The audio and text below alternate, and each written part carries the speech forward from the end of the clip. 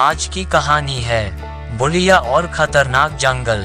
एक बार की बात है, रंगपुर नामक एक गांव था। उसी गांव में एक बुढ़िया जंगल के किनारे पर एक छोटे से घर में अकेली रहती थी। एक दिन की बात है, उसे अचानक ही अपनी बेटी की याद सताने लगी। इसलिए उसके मन में विचार आया कि एक बार जाकर अपनी बेटी से मिलाऊं।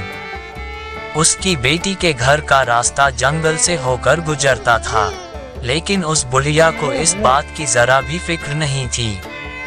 वह जंगल के किसी भी जानवर से नहीं डरती थी, इसलिए वह अपनी बेटी से मिलने के लिए चल पड़ी। जाने के पहले उसने अपने पालतू कुत्ते को बोला, देखो, मैं कुछ दिनों के लिए अपने लड़की से मिलने जा रही हूँ। तुम अपने घर का ख्याल रखना। और बूढ़ी दादी जंगल की ओर चल दी। लेकिन वह अभी कुछ ही दूर पहुंची थी कि तभी उसे रास्ते में एक शेर मिला।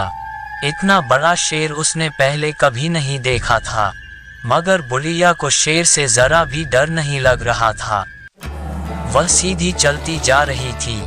तभी शेर ने सोचा, वाह, आज तो इस बुढ़िया को ही खाकर अपनी भूख मिटाऊंगा।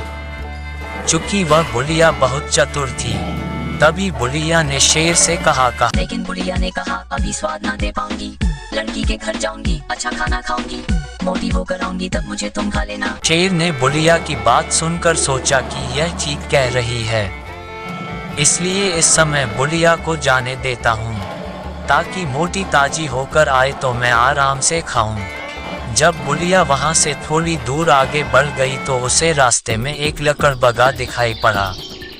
लकड़बग्गे ने बुढ़िया को देखते ही बोला, तुमसे मिलकर बड़ी खुशी हुई बुढ़िया। फिर लकड़बग्गे ने कहा, आओ, मैं तुम्हें खा लेता हूँ। लेकिन बुढ़िया ने कहा, अभी स्वाद ना दे पाऊंगी, लड़की के घर जाऊंगी, अच्छा खाना खाऊंगी, मोटी होकर आऊंगी, तब मुझे तुम खा लेना। लकड़बग्गे ने भी बुढ़िया की बात सुनी और वह सोचने लगा कि यह बुढ़िया ठीक कह रही है, इसलिए इसे अभी जाने देना चाहिए। बुढ़िया कुछ दूर आगे चली ही थी कि रास्ते में एक मगरमच्छ मिल गया। तुम्हें देखकर कितनी खुशी हो रही है बुढ़िया, मगरमच्छ ने कहा, आओ मैं तुम्हें खा लूं। लेकिन बुढ़िया ने कहा, अभी स्वाद ना दे पाऊंगी, लड़की के घर जाऊंगी, अच्छा खाना खाऊंगी, मोटी होकर आऊंगी, तब मुझे तुम खा लेना। मगरमच्छ ने सोचा कि ये बुढ़िया बिल्कुल ठीक कह रही है, इसलिए इसे जाने देना चाहिए। इस प्रकार उन तीनों से बचकर बुढ़िया अपनी बेटी के घर जा पहुंची।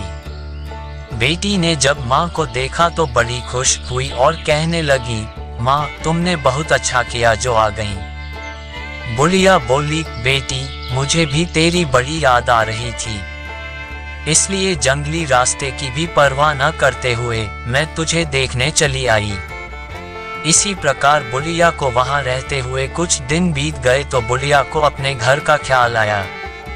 उसने अपनी बेटी को बुलाकर उससे कहा, बेटी, अब मैं वापस जाना चाहती हूँ। मुझे कहीं से तू एक लाल रंग का बड़ा सा मटका मंगवा दे। उसकी बेटी ने उसके कहने पर एक बड़ा सा मटका बुढ़िया को मंगा कर दे दिया। बुढ़िया उस मटके के अंदर दुबक कर बैठ गई ताकि किसी जानवर की नजर उस पर न पड़े। फिर उसने अपनी बेटी से कहा, बेटी, तुम इस मटके को एक लात मार कर धकेल दो। माँ की बात सुनकर बेटी ने मटके को एक जोर का धक्का मारा। धक्का मारते ही मटका तेजी से लुढ़कना शुरू हो गया और लुढ़कते हुए जंगल के रास्ते में जा पहुंचा। बुढ़िया बेफिक्री से उस मटके के अंदर छिपी बैठी थी, मगर जंगल के अंदर मगरमच्छ बैठा हुआ बुढ़िया की राह देख रहा था। अचानक मगरमच्छ की नजर उस लुढ़कते हुए मटके के ऊपर पड़ी जो उसकी ओर आ रहा था। उसने मटके को देखकर कहा, अरे ओ मटके, क्या तूने रास्ते में किसी बुढ़िया को देखा है? बुढ़िया ने मटके के अंदर से जवाब दिया, चल मेरे मटके टिम्बकटू, कहाँ की बुढ़िया, कहाँ का तू? मटका लुढ़कता हुआ आगे चला गया। तभी आगे कुछ दूर जाने पर उस मटके को लकड़बग्गे ने रोक लिया और मटके को देखते हुए पूछा, अरे ओ मटके, तू यहाँ किधर से आ रहा है? क्या तूने रास्ते में किसी बुढ़िया को देखा है? बुढ़िया ने मटके के अंदर से ही जवाब दिया, चल मेरे मटके टिम्बकटू, कहा कि बुढ़िया कहाँ था तू। मटके में से इस तरह आवाज आती देखकर लकड़बग्घा हैरान रह गया। उसने कभी इस तरह बोलने वाला मटका नहीं देखा था, इसलिए वह उसके बोलने पर आश्चर्यचकित हो गया था और डर कर रास्ते से एक तरफ हटकर खड़ा हो गया था।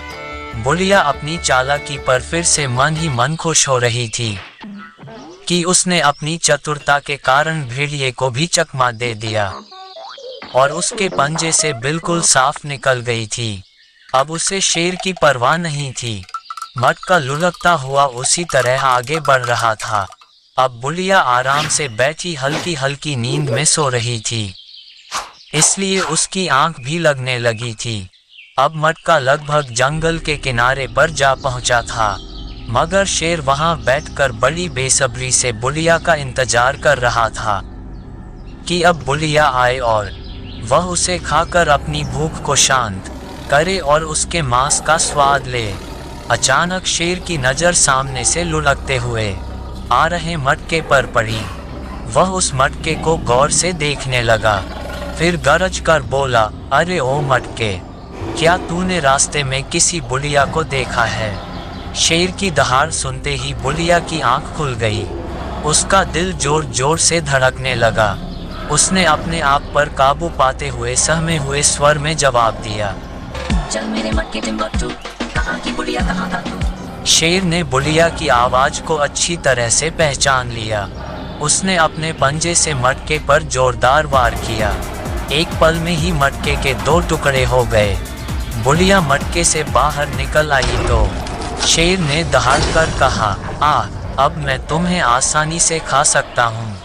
लेकिन बुढ़िया पलक झपकते ही नीचे की तरफ झुक गई। बुढ़िया ने अपने साथ लाई हुई पीसी मिर्ची को मुट्ठी में भर शेर की आंखों में झोंक दी। शेर जोर जोर से चिल्लाने लगा, मुझे तो कुछ भी दिखाई नहीं दे रहा है। इतना सुनते ही बुढ़िया जल्दी से वहां से भाग ली और दौड़ते हुए वह जल्दी ही जंगल से बाहर निकल गई।